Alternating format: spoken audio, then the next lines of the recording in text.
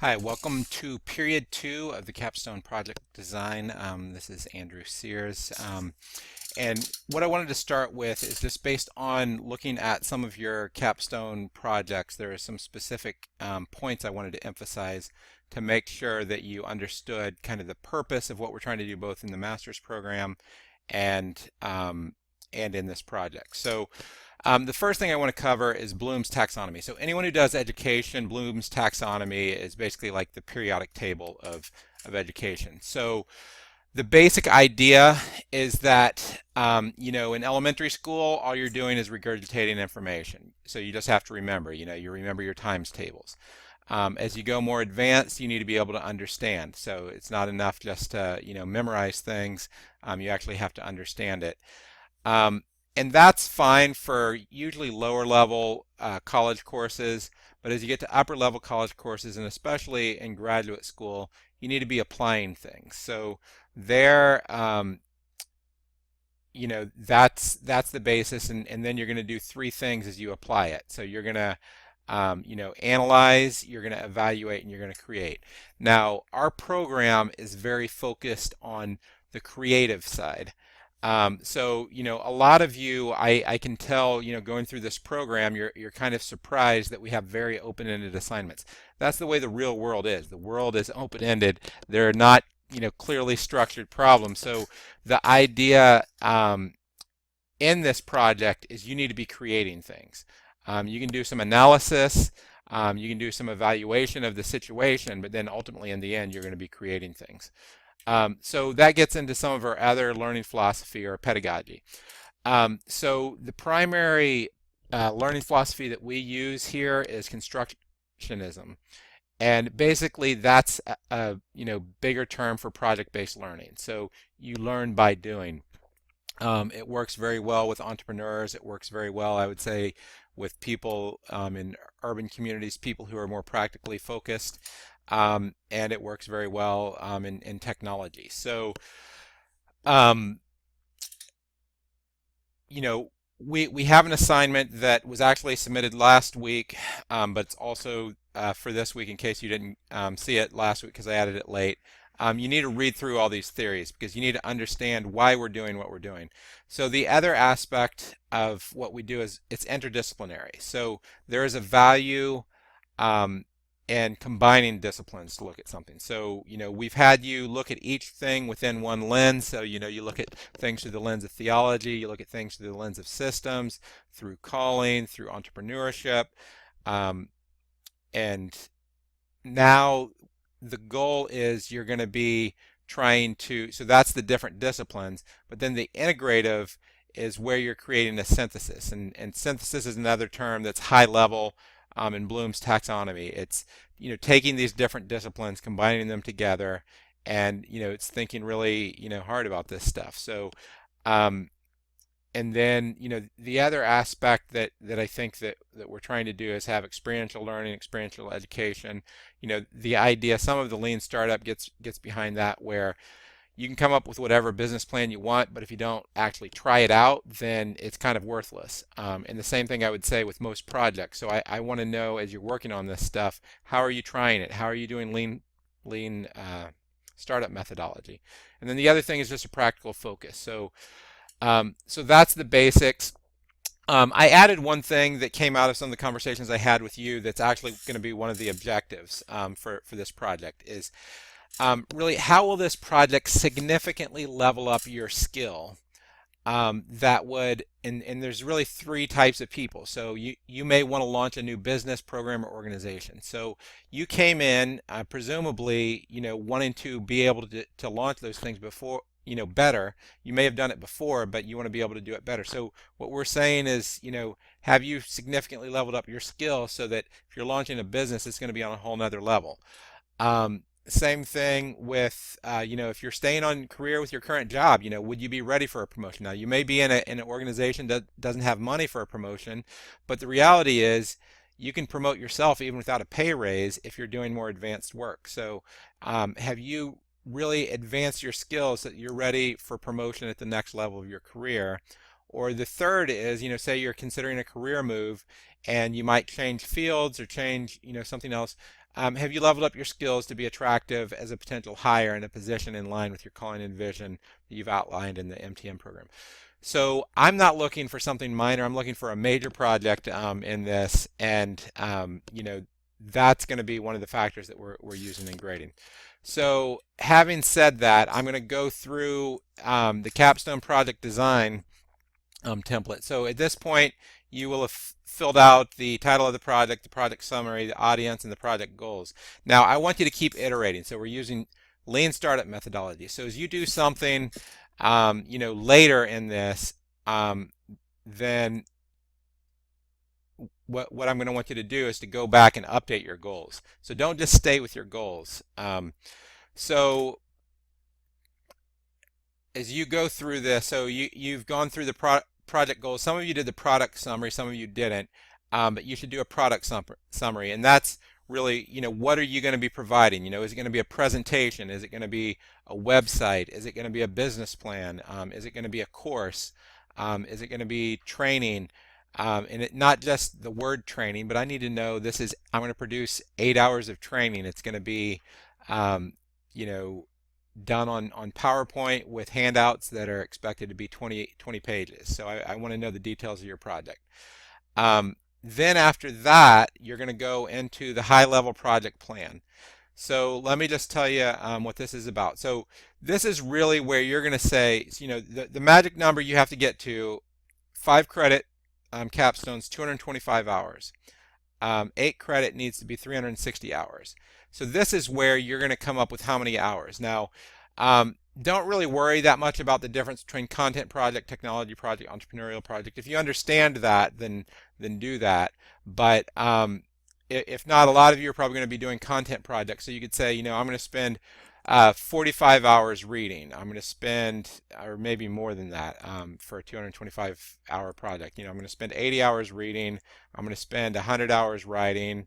I'm going to spend 25 hours or 50 hours, working on my product, my presentation, my website, and then part of what you're going to do, there's going to be an oral defense for this project. So you're going to actually be creating a presentation that's going to be a part of it in the website. So in the total, however you want to calculate those things, needs to be 225 for 5 credit or 360 for 8 credit. And you should be using the following guidelines to calculate your hours. The same thing we've done before, where 1 hour for every 25 pages, that's standard text, standard books that you would read. If it's a dense textbook like an accounting book or a scientific paper or something like that, then you can get 20 pages per hour.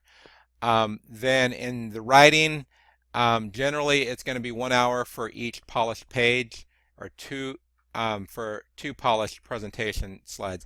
And I'm not talking about, you're creating an 80 slide presentation, putting, a couple bullets. I want to know that you've worked a lot on that. So I'm not just going to say, you have 80 slides, so therefore it's, 40 hours. I think we're going to look at, what sort of product are you really providing there. You can also use audio and video.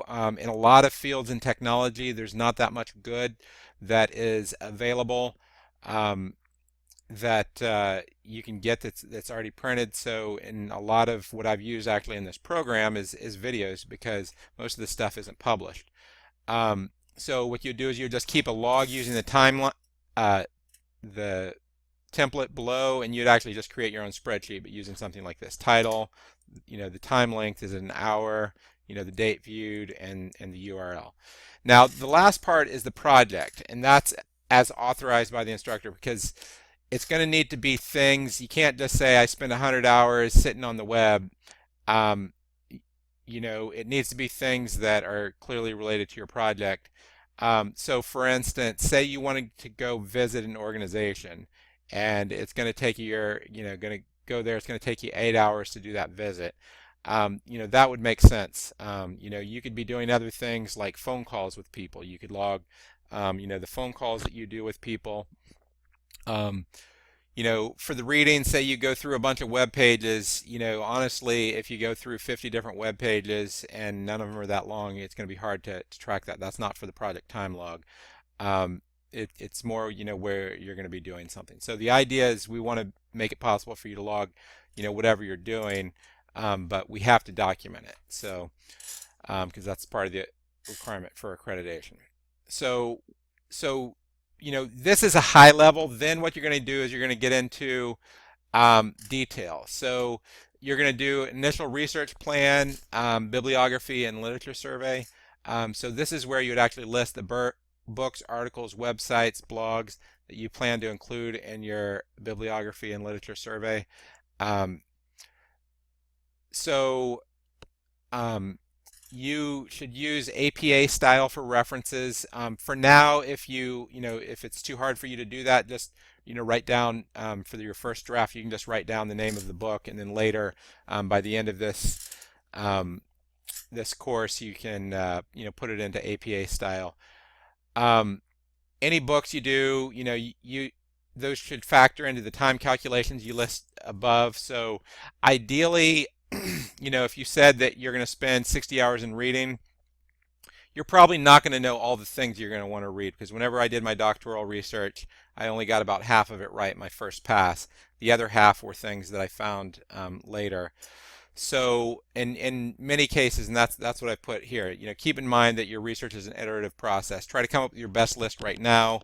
You want to make sure you have enough. Some of the things, you might take off your list later as you go in a different direction. If you go through any online presentations or videos, then you can, include that. In your bibliography, it's completely fine to use readings from other parts of the MTM program, but they cannot count towards your hour count. That would be double counting. It's against accreditation rules. So if you read a book in one of our other courses, that doesn't count towards your hour count, but it probably should be in your bibliography because you're probably going to reference it. And just because you reference a 500-page book doesn't mean you read it. So whenever you're putting in a 500-page book, that's going to go into, you're going to do a review of that in your capstone. So you need to be sure that you've read it. And again, the target's going to be to try to get something that's going to get you close to the goals listed above. Here's a rough outline. You're going to have an abstract, a background, literature review. The literature review is going to be very similar to what you've done in your courses, where the books that you watch, I would say, it's going to be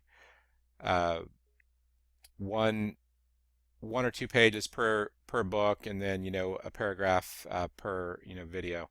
And then you're going to outline, here's the topics that you're going to cover, your conclusions, your bibliography, and then appendix. So for instance, say you want to reference a presentation or one of the things that you did in your other courses. You can use previously written works there. Now, what I don't want you to do, and I don't mind if you reuse a little bit of what you had in the course, but if you come to this course and you just combine what you did for 3 other courses, and there's no synthesis, there's no analysis, you're going to get probably a 10% for your grade.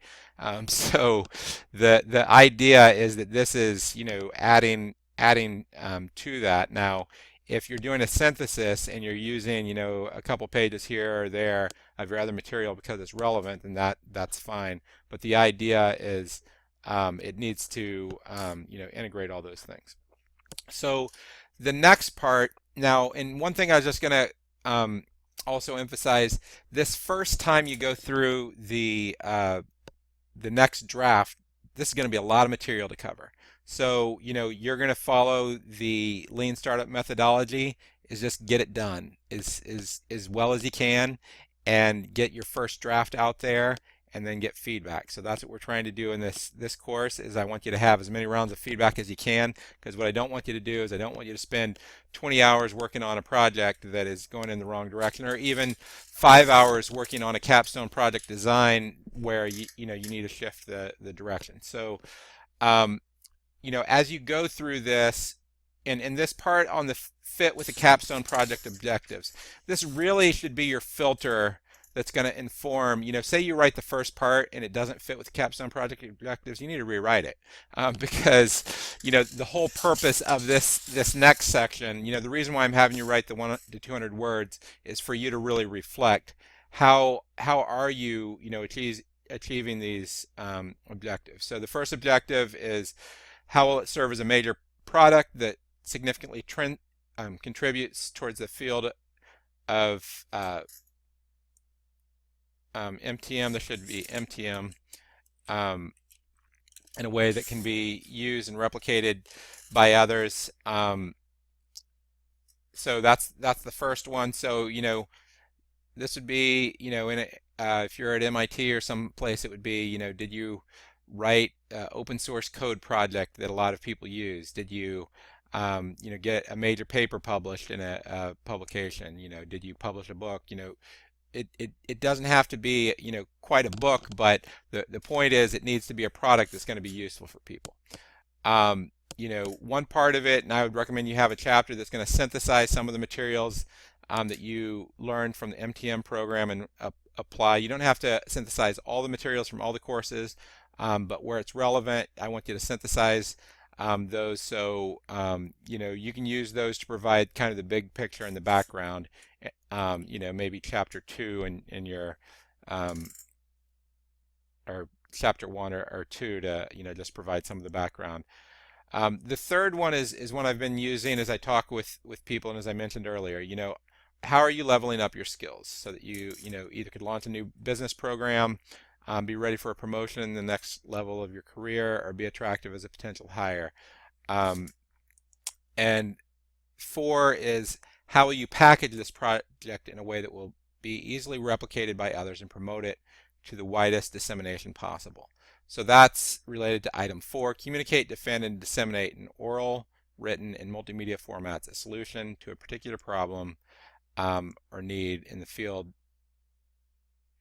So one of the phrases you could put, I was just talking with someone who he was working on a project that was called a seminary in a box. So someone who wants to train pastors, they can just, and it really wasn't necessarily in a box, but they could just download this thing and they could go and they could train pastors anywhere. That is widely disseminated, something that could be widely disseminated. So so think about how what you're doing could be used by others. So if you're creating a course, can you make it more, widely available? Can you contribute to others? And then how will you evaluate comprehensive research in the field of, and this should be MTM again, and apply that toward a significant opportunity in the field. So, show that you can do significant research. So each of those is going to be 100 to 200 words. The goal of that is really, if you don't have a good answer, go back and revise your what you have before. The last part is actually going to be your timeline. So this is just a sample. The idea is you want to say, okay, so the way this is going to work is after you take the capstone, you're going to have a capstone course, and then there's going to be an iterative process where you're going to check in with me just like you're doing for this course. And what I want you to do is essentially to have some milestones. So so some of the milestones there is you're going to have a forum project report 1. So you're going to do some things, and what I said is you're going to have you'll summarize where you are and any material you have. So this is something that you're going to do. So say you decide to start your capstone in the fall. The way it's going to work is you would the way it's going to work is you would start capstone in the August term, and then at the end of week 3 you're going to be submitting a forum, and just give me whatever you got, basically, is the idea. So I'm not saying you need to have ton of it done. What I want to do is I want to know where you are. Tell me, have you done the 45 hours of reading, or whatever your goals are, basically. So I want you to change these things. So change the estimated hours. I think that the week assignments, I think that we're probably going to stick with some of those. So part of what I'd recommend that you do is you can figure out, are you going to do this over 2 terms? This is kind of designed to be over 2 terms. So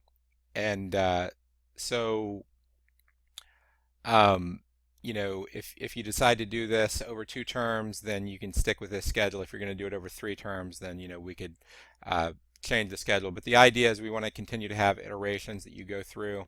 You want to say, okay, this is how much work I'm going to do. You want to say, okay, at this milestone, I want to have this many hours done. Um, and what that's going to do is whenever we check in at, say you want to get it done in 2 terms, if you don't have those hours, you're not doing well. We might have to delay, your graduation or delay, make it into a 3-term project. But, basically try to get a good timeline of when you want to do this. So the last part I want to cover is just how the grading is going to work for this. So ultimately, I'm going to go through and I'm going to grade according to the criteria that you see here. We have the 5 objectives of the plan, and what I'm going to do is say, are you advanced, proficient, or poor on each of those?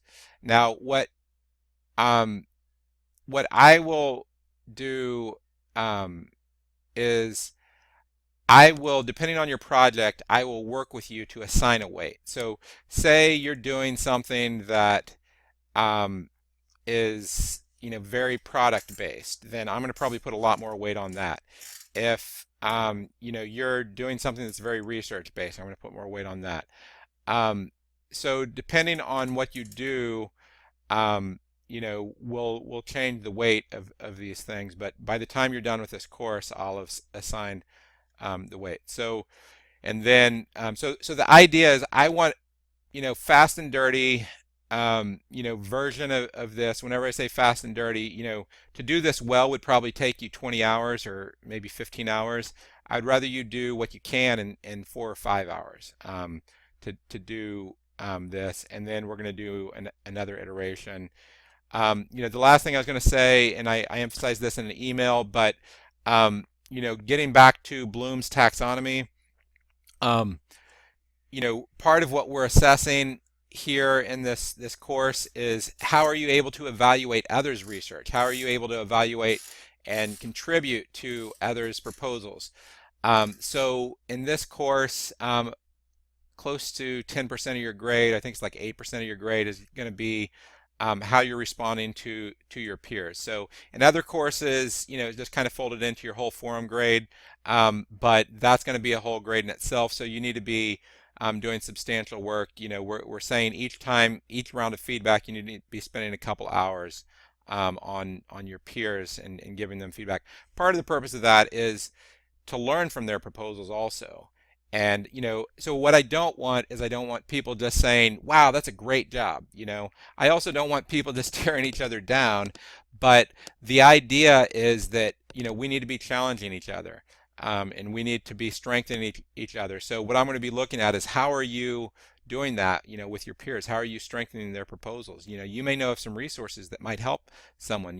Provide that. You may realize that someone else's proposal isn't really up to the standards that we're trying to do in this course. You might suggest ways that they could do that, and you might see someone else's proposal that is up to the standards in this course, and you may realize, okay, how do I get mine to be up to those standards? So that's the goal of this process. And again, we're trying to practice what we preach. The idea is lean startup methodology. So we're trying to do lots of iterations for this plan, and I'm giving you feedback so that you can get a good project. So if you have any questions, send me an email and we'll talk about it more in person.